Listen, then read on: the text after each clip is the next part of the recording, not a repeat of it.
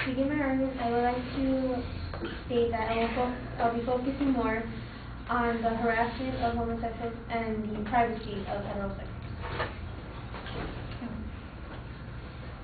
According to an article by Robert McGinnis, who is a retired veteran, he quoted a Republican.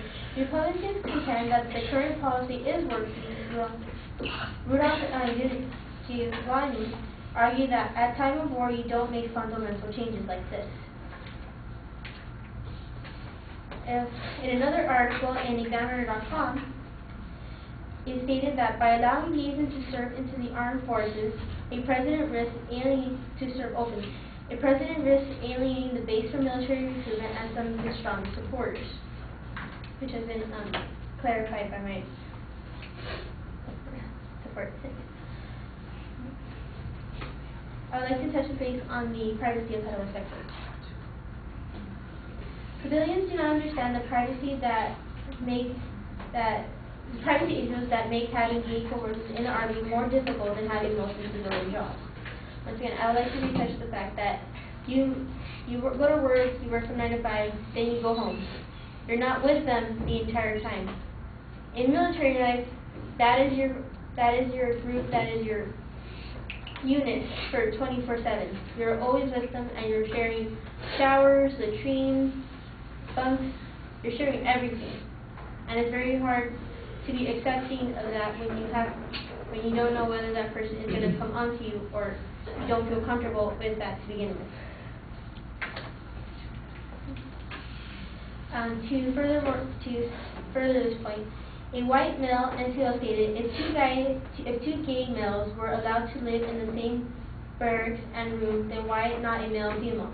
Because it causes conflict, and we don't need more conflict in the military.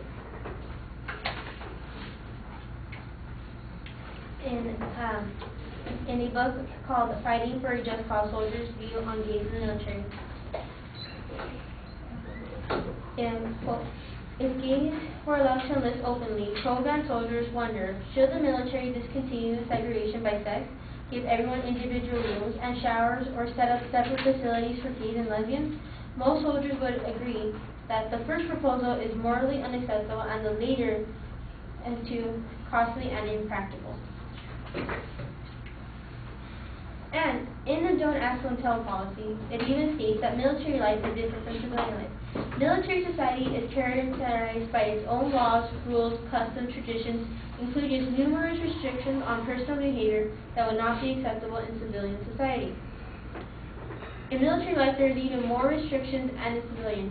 You must follow those rules, and you must comply with those rules, or else they do have the right to discharge you.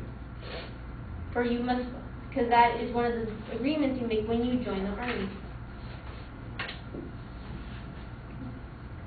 And I would like to touch base on the harassment of homosexuals. A white female officer once stated, "So many soldiers would be upset. I'm presently in command, and if ban on homosexuality is lifted, I anticipate a number of incidents, fights, etc. to occur." And according to the Service Members Legal Defense Network, the military remains an unsafe place for lesbians, gays, and bisexual Americans. Reports of anti-gay harassment has remained at disturbingly high levels. Now I'd like to end my argument on that.